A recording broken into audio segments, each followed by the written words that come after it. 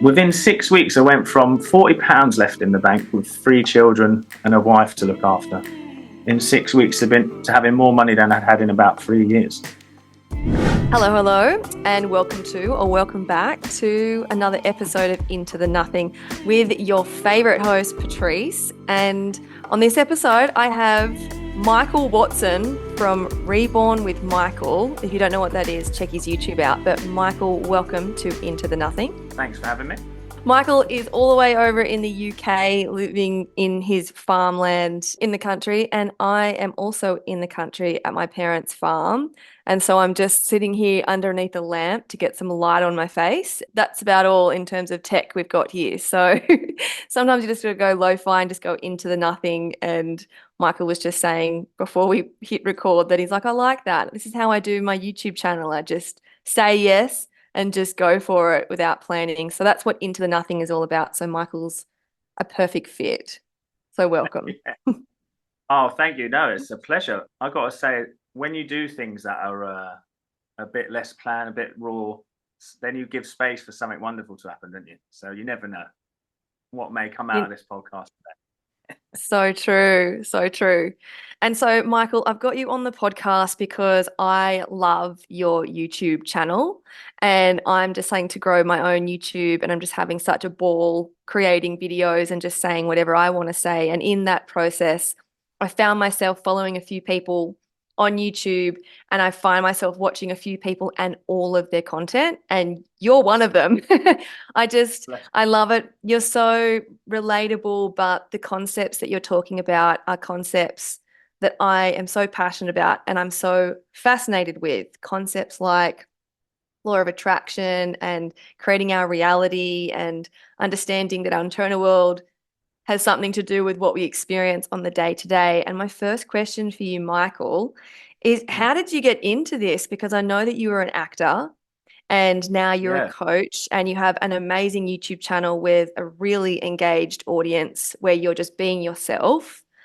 And so, can you talk about life before you really got into this? Or were you a young man always fascinated with this kind of stuff? Well, yeah, you could say I was a young man because I was young when I got introduced to it. But this is a bit of a funny story, actually. So when I was training to be an actor, you know, you have that youthful sort of like confidence, you know. Now, I wasn't like arrogant, but just like I'm going to do this. So when I was training to be an actor, if ever a teacher would be like, listen, you guys aren't going to work if this, and this, I'd be like, I'm going to work. I'd always respond back to it in my head, not out loud, you know. I wasn't like, you're wrong to them. I was just in my head, oh, I'm going to do this, you know. And then I watched a show called We Will Rock You, which is the Queen musical, you know. And I was about 17 and one of my teachers was in it. And I watched it and I was like, I said to my friend next to me, I'm going to be in that, you know. And they're like, oh, yeah, you go for it, man. And we're all supportive of each other. But I was like, I'm going to do that. I just have to do this show. I'm going to do this show. And actually, the story goes that I was doing this sort of convention with the college. An agent saw me there singing. He's like, I want to sign Michael. And then my first audition was for We Will Rock You. I actually went in front of Brian May, the guitarist of Queen, and sang We Will Rock You. I was so green that I actually took a backing track with me. And I was like, I've got We Will Rock You with me on this CD. CDs were still the thing then. That's how old I am. And they were like, okay, we don't have anything to play that on, but we can play it on the piano and you sing it. Anyway, long story cut short, I end up getting the show. Now, I was not into the law of attraction or creation at that point, but I just had an opportunity and I nearly didn't get it. They were like, we're not sure. He's a bit young.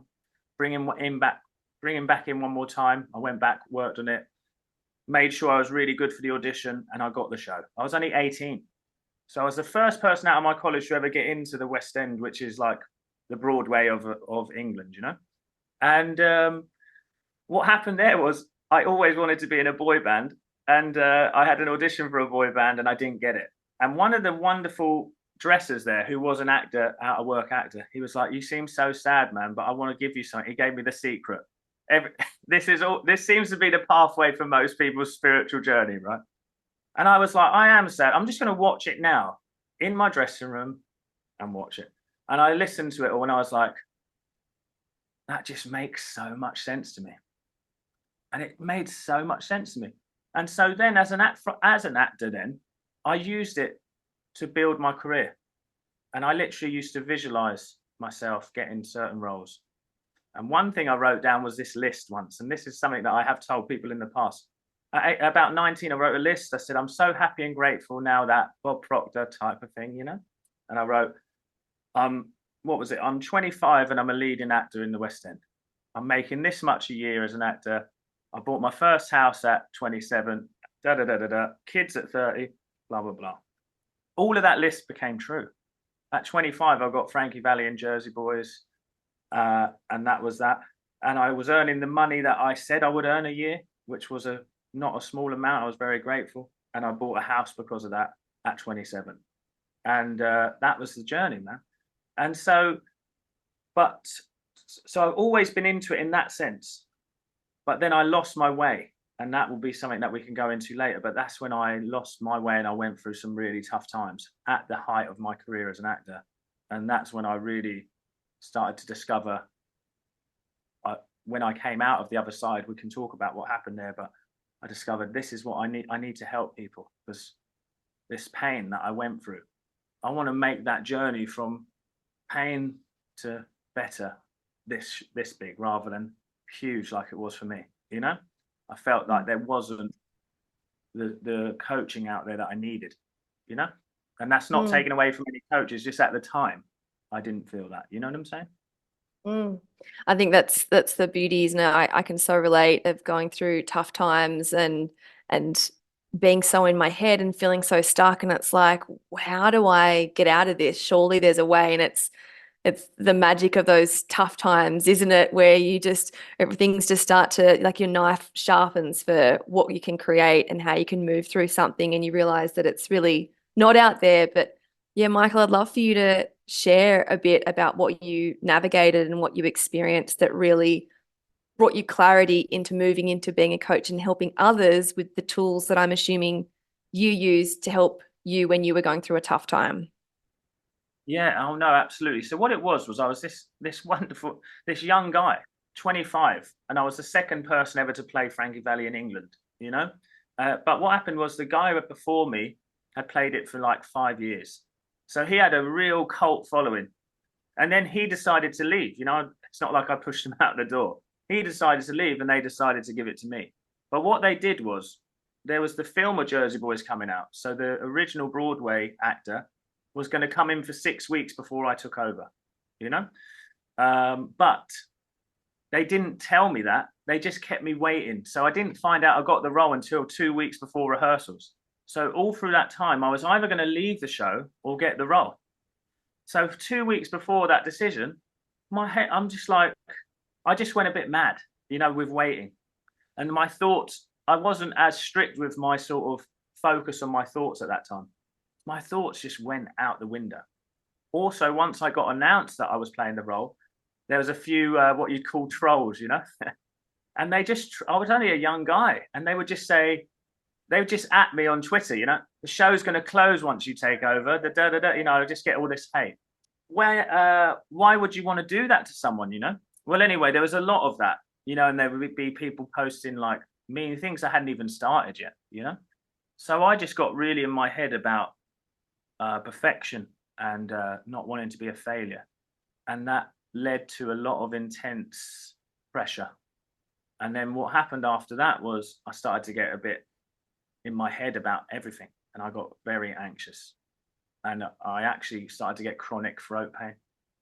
I did in a rehearsal pull a muscle in my neck and my throat, which meant I couldn't sing properly for a lot of the rehearsal, and it was all through this stress, right?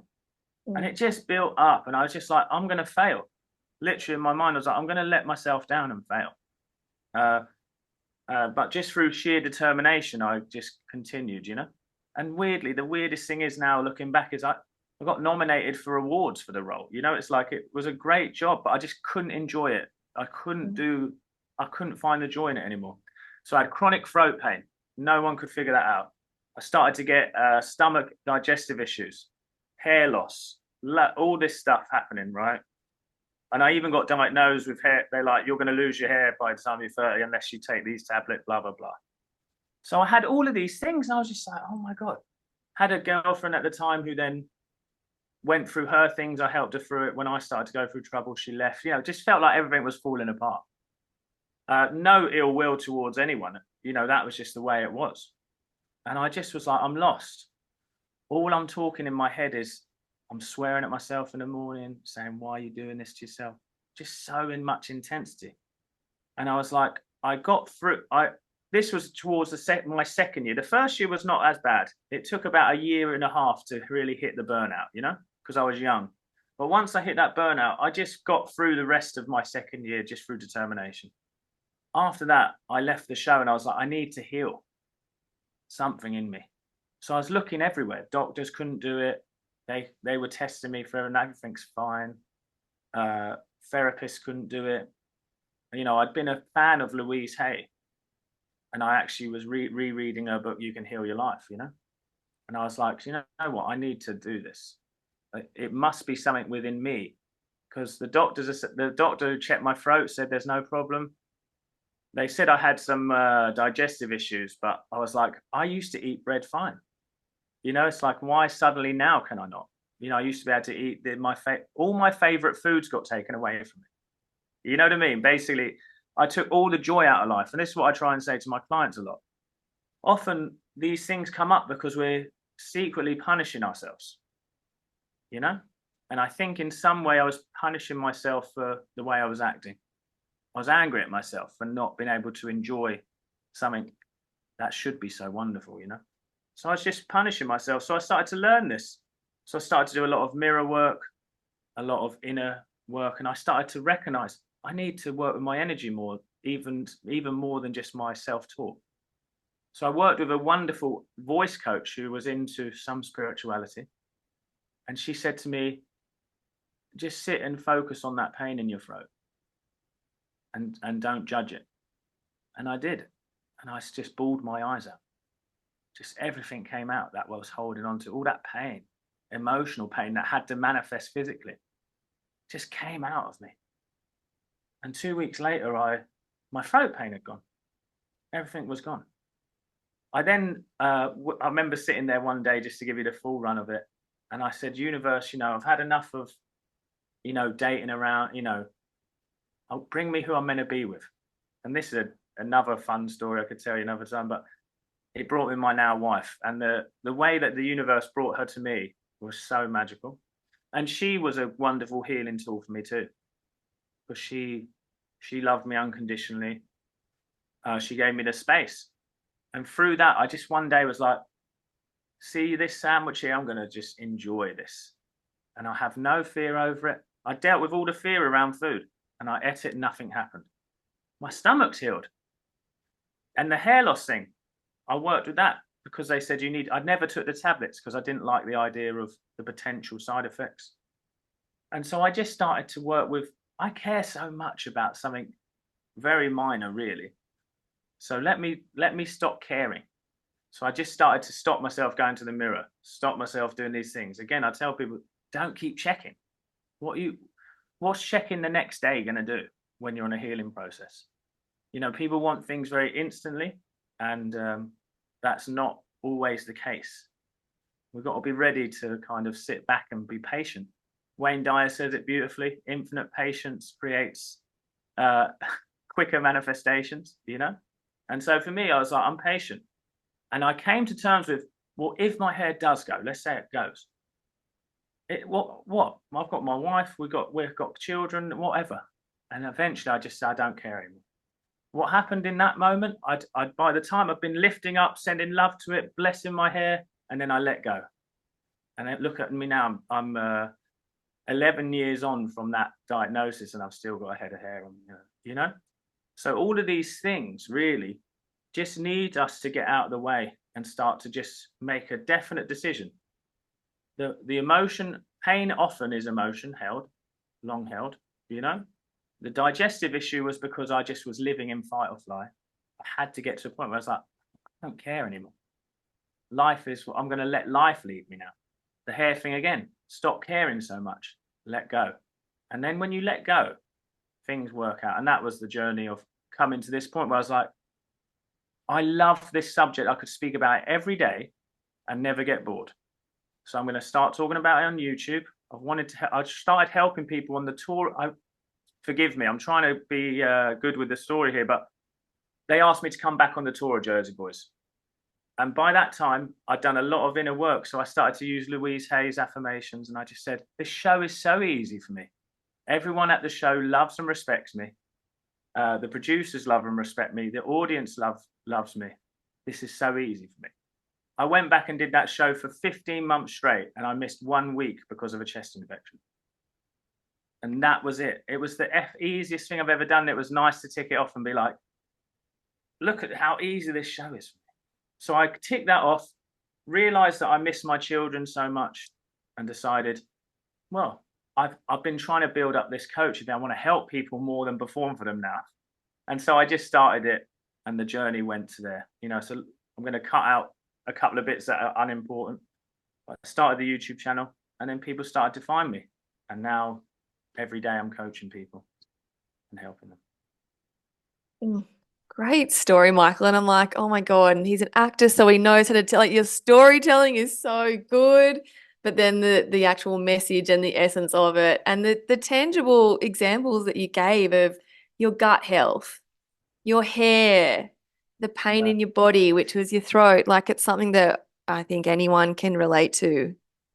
Something going on in their body. And I always find it fascinating because I'm so fascinated about this stuff too. Clearly, that's why you and I are here talking about it, why I have a podcast, why I'm a coach too. I just think it's so crazy and cool that we can spend time coming within and make changes in our lives. And I think it's so fascinating that we still live in a world where there is so much pain and everything, and that the solution just seems like cut the thing out, or I'm always like a bit perplexed by it. I know that plays a role in, of course, in some scenarios, but like to not understand the root cause, I find it like even my sister's partner yesterday, he was having heart pains and he went to hospital and they're like, oh, it's stress. And I'm like, yeah, like, stress plays such a big role in our lives and in my life too.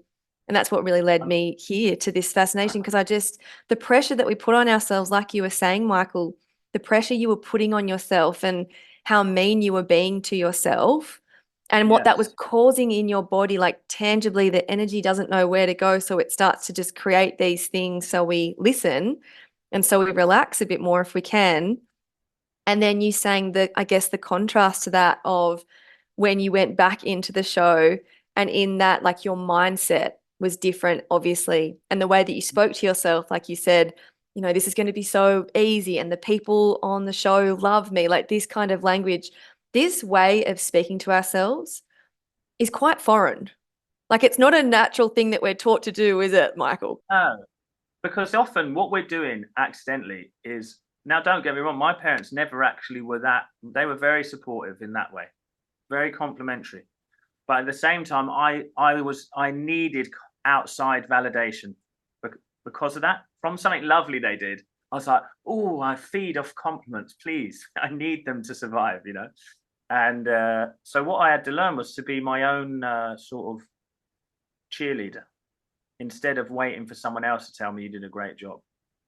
And so the funny thing there is that people who are, you look at some people and you go, oh, they're just so effortless in life, And sometimes they're not even spiritual, but what they have is they have a great inner relationship with themselves often. They're kind and gentle and they're not judgmental. And so for me, like when I was on that 15-month tour, it wasn't like I didn't come up against any challenges. Through that tour, I had some big family things going on that are my wife's sort of story. So I won't share now because it's not my story to share, but we had some big things to deal with, But throughout that, instead of what I would have done in the past, which would be like, oh, it's going to affect, I can't do this. It's too stressful. I'm not going to be able to do my work. It was like, the work's easy. I'll deal with everything else. And this is easy, we'll figure it out. What it does to the physical body in that moment is the physical body goes, okay, you said that we're safe, you're not worried, so we're not going to tense up, and so that all the unconscious things like my, immune system and my, digestion and all that is going will work perfectly for you, because you're telling us we're safe. So we'll keep you healthy so you can deal with other stuff, And so even I was moving from venue to venue, right? Sometimes I drive back from Sheffield to the south of England, which is like, for any English listeners, it was like the north of England to the south, just to see my wife for an evening because she was pregnant with my daughter, and then go back the next day and still do the show. And in London, I was just going back and forth. It was no effort. I had no one else to think about, and I couldn't keep it up. So it shows you that if you create an environment in yourself that says, this is easy for me. I love simple affirmations like that. Do you know, like if like any business owners that are watching now, it's like, I'm wonderful at business. It's so effortless for me to grow my business. I mean, that is just a wonderful way to start to talk to yourself, and it just starts to expand your potential, because we have this conscious mind that can only figure out so much. It's like you say to me a sum right now, and I'm going to start having to think about it consciously. But when it comes to the idea of this deeper knowledge, or the deeper mind that is connected to what I believe is the divine, if I get out of the way, I allow divine guidance to show me the answer now. So if I say this is easy for me to grow this business, or it's effortless for me to get new wonderful clients, now my deeper mind goes, okay, I'm going to inspire you to make this video. I'm going to inspire you to meet this person. I'm going to guide you to this place. And it shows me the way, rather than me having to figure it all out. When you're stressed and sort of more physical, you're always trying to figure things out and protect yourself and plan. And it stops you from seeing the potentials, So it's once we start to speak differently, create an environment of peace. My message is, find peace, even in the chaos, and your life around you will then start to unfold in that way. Yes, I've watched a few of your videos where you talk about the Prince of Peace and the power of calm and relaxing yourself. Like I know you've spoken about doing simple affirmations, which I think is such a great bit of advice, because it's so easy to make it complicated, hey? And all the detail that we can get caught up in. It's like, oh, whoa, whoa, whoa, whoa.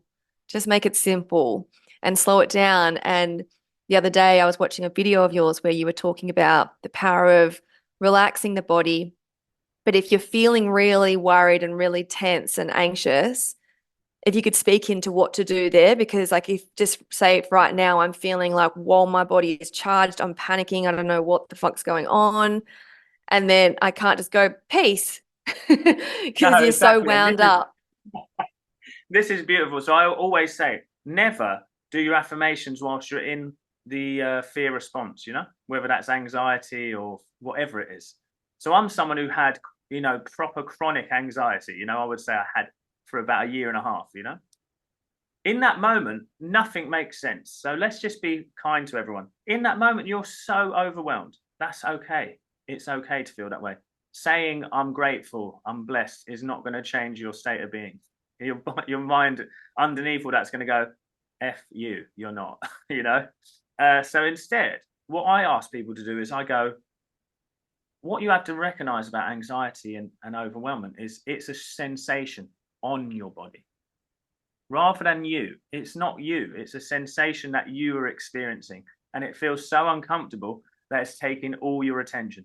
That's what it is, right? So what I tend to do there now is, if someone's feeling anxious, as I say to them, all you want to do in that moment is run, check your phone, Google what's the problem, search something, and I'm going to say, don't do any of that, because that's feeding into the anxiety. Instead, I'm going to ask you to shut your eyes. It's going to feel really uncomfortable. So don't worry, that's natural. I'm going to ask you to scan through your body. Where do you notice the anxiety on yourself? You see, because what it is it's a sensation. I like to think about it like this. Who is it inside me that even notices this feeling? Because there's anxiety, and there's the part of me that notices that I've got anxiety. That's the part of you that is the divine spark, right? So if you sit into that space and you just observe that energy, it's going to feel uncomfortable if you're very overwhelmed, yeah? So don't worry. But what you're going to do is you're going to breathe and relax your body. You're going to let your shoulders relax and you're going to just breathe in deep. Now, say it comes up to my chest whenever I've had anxiety. Now I will just observe this energy. It will start to move. It will do whatever it wants to do. I'm not going to judge it, not going to try and change it. If I relax my body in that moment, there's two things that happen. In a spiritual sense, I become the observer and I allow this energy to move and eventually release. Because we have these energy centers. So now it will be able to move up and it will release. You'll get this, I get a tingling feeling, other people get a different feeling. But you'll feel some sense of, you'll be like, I'm at peace. After that moment, you are perfectly at peace. Now you're in the sort of space where you can now claim what you want instead, which is, I like to say something like, divine peace fills my soul. Divine love saturates my entire being. I'm divinely guided in all my ways. Everything is working out for me. Beautiful. Now I'm at absolute peace. I've claimed what I've wanted in a state of peace and presence. And now I let go. Now I have changed my whole environment. And the second thing that's happening is your body physically wants to run away, but instead you've decided to sit and relax. That energy in your body cannot exist anymore in a body that is relaxing. So it has to leave. That's the physical side too. So we're marrying spirituality with the physical. And so eventually it releases. You'll have this sense of presence and peace. There'll be no thoughts or very gentle thoughts, you know? And you can now direct your thoughts to what you want. That's what I did.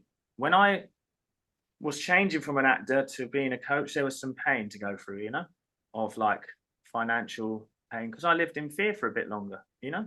And I remember the day when I wanted to change and I was like, I've had enough of feeling this way. That's what I want everyone to do, who's whether they're healing their body, wanting to manifest success. I've had enough of feeling this fear of lack and limitation. So all I did was I noticed every time that fear come up, I sat with it like I've just described until it released. And then I said this affirmation: I'm where I'm meant to be. I'm doing what I love. I'm infinitely prospered, infinitely blessed. And then I added on what I wanted to add on. You can change it from here.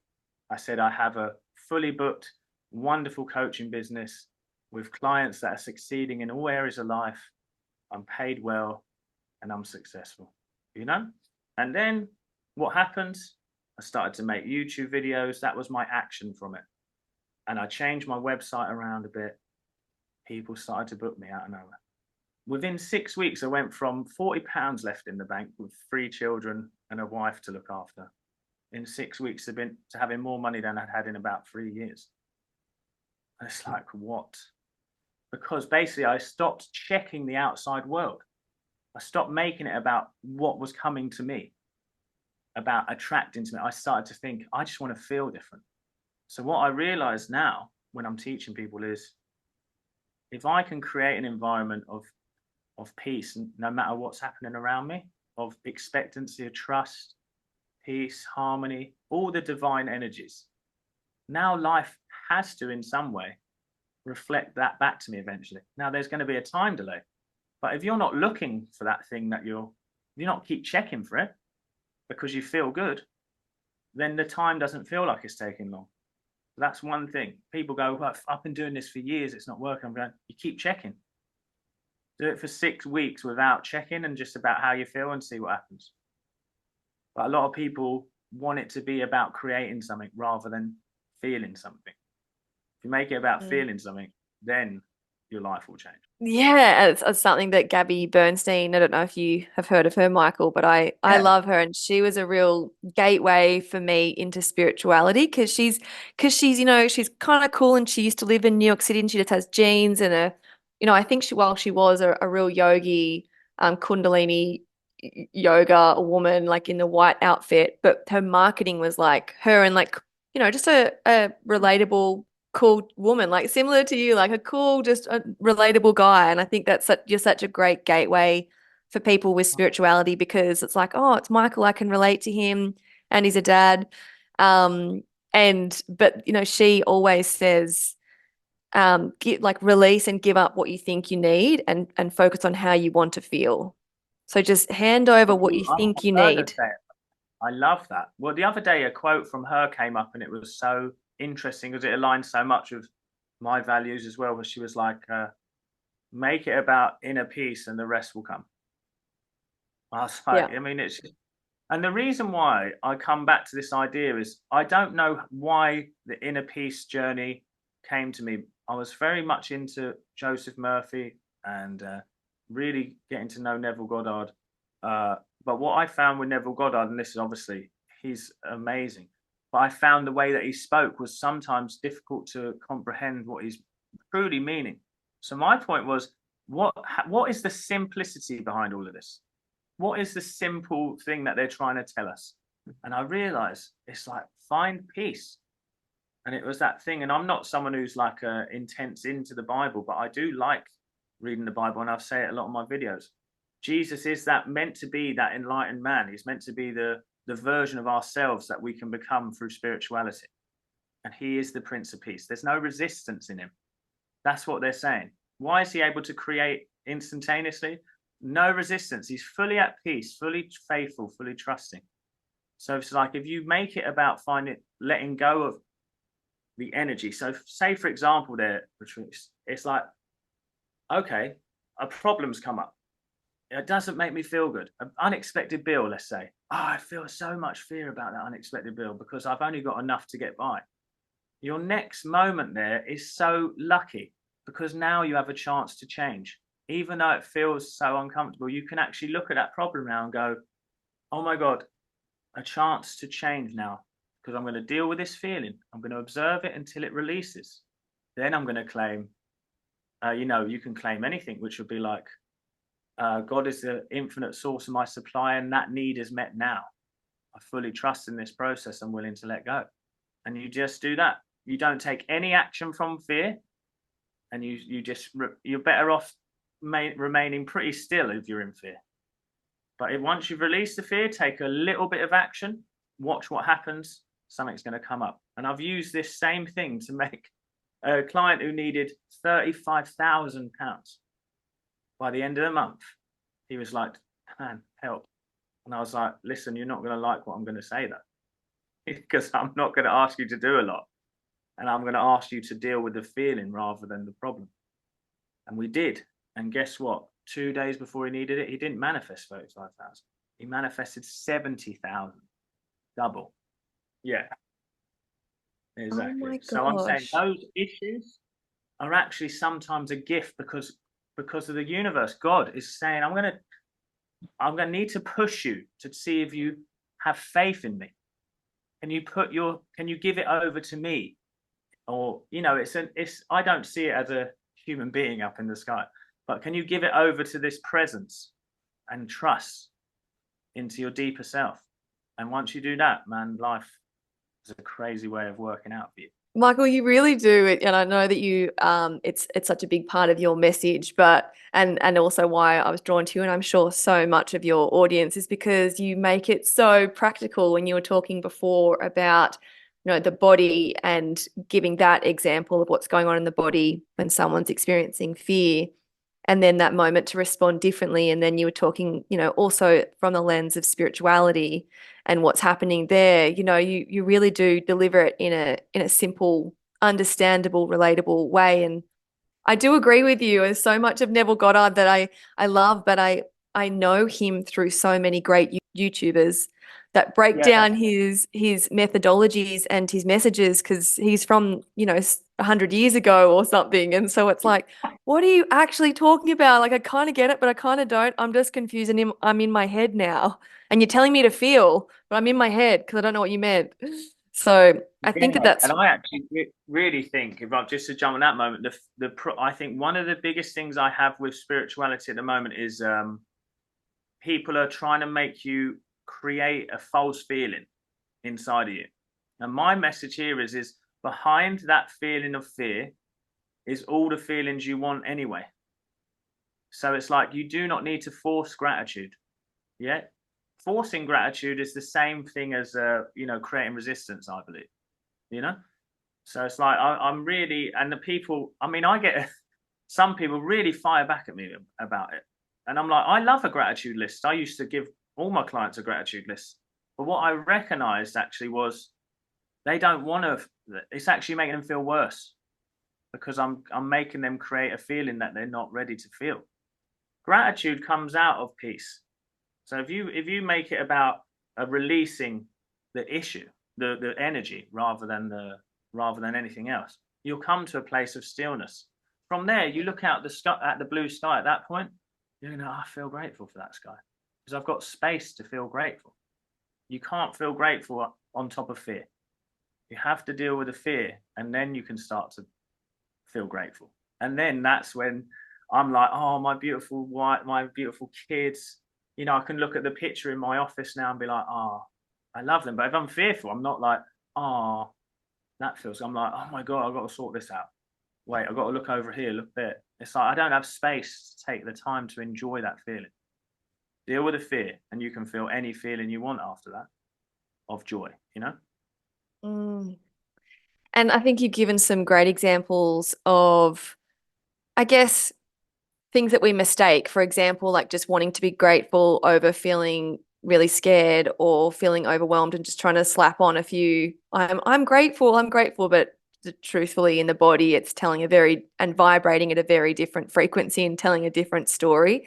So I think that's probably like a great hack or misconception or, just helping people out. Is there something else that comes to mind now, Michael, that you would advise or something within this law of attraction, spirituality that's just such a big topic everywhere?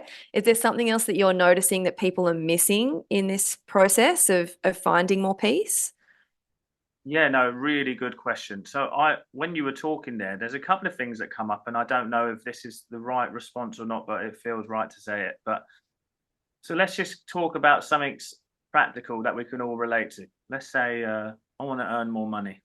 I want to manifest more money. Just why I talk about money in this sense rather than even healing is because it's like it's just tangible. All of us go through money thoughts and fears, and especially with the news.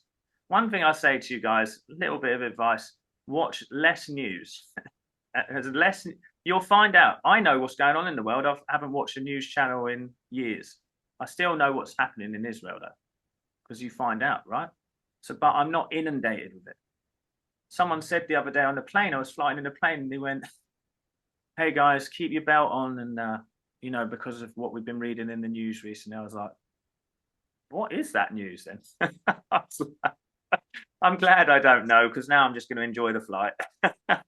And the flight was peaceful because I'm not inundated with knowledge that's not necessary for me. We've only got a small amount of space in our minds to take information in. Make sure it's divine information. Like saturate yourself with loving thoughts rather than fear-based thoughts. So here's the thing. Let's talk about earning a bit more money. Let's say you're someone who's really just getting by, is struggling. You are not going to manifest from any extra money by just robotically going, I am wealthy, I am this, I am prosperous, I am abundant. Because underneath it all, your mind's going to be going, no, you're not. No, you're not. That bill's tomorrow. No, you're not. You've had to stop that direct debit. No, you're not. So you're going to have all this inner turmoil. All that inner turmoil is the fear. So once you start to stop making it about changing something outside of yourself and going, the biggest thing that I need to deal with right now is this emotion or this energy. Make it about that. You don't really need to affirm anything until you find that relief. The only time that your affirmation or your visualization or your imagery, if you're using Neville Goddard and you're wanting to visualize, you're a visual person, your mind isn't going to comprehend it unless you find that stillness. This is why they talk about getting a very still sleep-like state, because it takes away all resistance. I say similar thing. Notice the fear that's come up that makes you want to change your life. Observe that fear on the body. Where is it? In my chest? Is it in my throat? Is some people get in the jaw, hands? Doesn't matter. Just let it move in you. Your heart is the sorting center of all your energy. It will move. It will come through the heart and you'll feel this release. and you'll just be like, oh my gosh, I feel good. There's no thoughts in my head right now. So now I'm going to say, I'm where I'm going to be, doing what I love, infinitely prospered, infinitely blessed. There is only one source of my supply, and all my needs are met now and forever. There's always a divine surplus. That's one affirmation that I would say. Wow, now I didn't fight against it. My brain had no energy to fight against it. It just went, okay. So I do that for a number of weeks, couple of months, without getting sucked into the reactiveness of life. Wow, I've had another bill come out. Oh well, got to do it again then. If you can get to that space where it's like the inner environment's more important, trust me, do it for a number of weeks, couple of months. Your whole life will change, just as mine did. And I promise you that. Such a handy tool. And it's free. You can just, this is the magic of this stuff, you know. Obviously getting a coach is so helpful, but also if you're not in a position to do that, listen to this podcast episode 20 times, or just time mark the point where Michael starts to describe what it is to do, and just keep coming back there and just get the support that you need even from this conversation. This is the beauty of this stuff. And also I love that because you also really get to see how powerful you are. You do. And this is the thing, right?